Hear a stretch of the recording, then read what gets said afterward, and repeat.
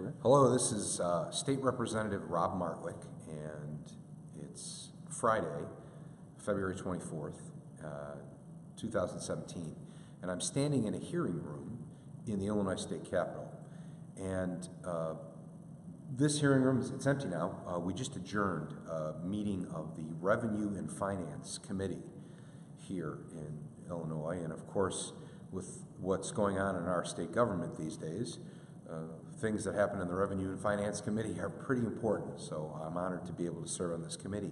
Today, what we did was we had what's called a subject matter hearing, where we take testimony from experts about things pertinent to our economic situation. And today was very important because we had an economist from Moody's Analytics. Yes, this is the company Moody's that you might be well aware of, provides credit ratings and provides analysis of the economic situation in Illinois and forecasts our potential. What you won't find surprising about the testimony that happened here today was that Moody's is a little concerned about what's going on in Illinois. The outlook is not great. What you would find interesting is some of the things that they talked about Illinois' economy that show hope for the future if we were able to do certain things. And you'd be surprised about what they say is the root cause of our problems. And maybe not so surprised if you've heard me talk about this before. Not surprisingly, what Moody said was Illinois, in terms of taxes, is low compared to many of our neighboring states. Our business climate has many advantages over our neighboring states, and yet we continue to have an out-migration of people. Some of the things that were brought up in this testimony today about what is prohibiting businesses from coming here and what's causing people who live here to finally say, I'm going to pull up stakes and move somewhere else, has nothing to do with our taxes.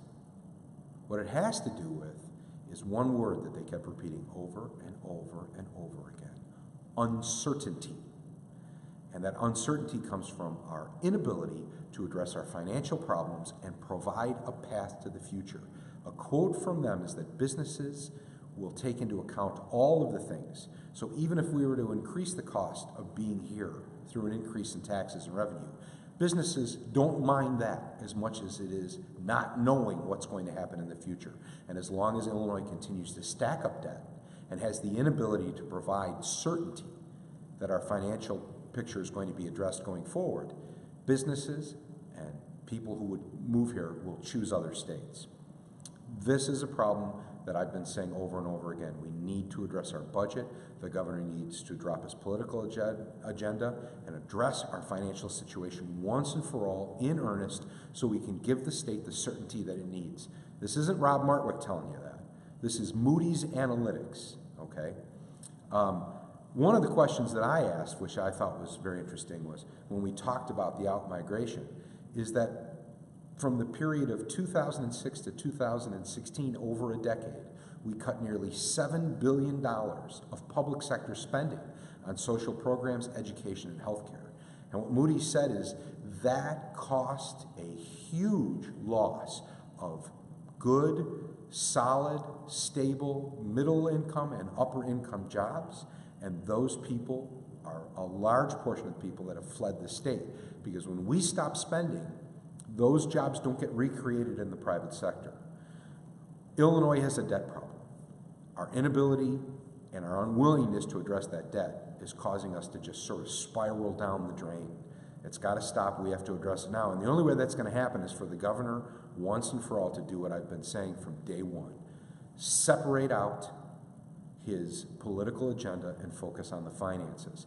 One of my conservative colleagues asked, shouldn't we just focus on spending cuts? And Moody's Analytics said, no, you need to do a combination of tax increases and spending cuts, which is what we, the Democrats, offered on day one of Governor Rauner's administration. We offered on day one, we will work with you. We will make a combination of spending cuts and we will increase taxes to secure our financial picture. He said, not unless I got my political agenda, and that's why we are in the situation we're in today. I will keep advocating, I will keep fighting to move forward, and now that I'm on the Revenue and Finance Committee here, I look forward to working and exposing more of this information If you're out there and you hear this, join me, advocate.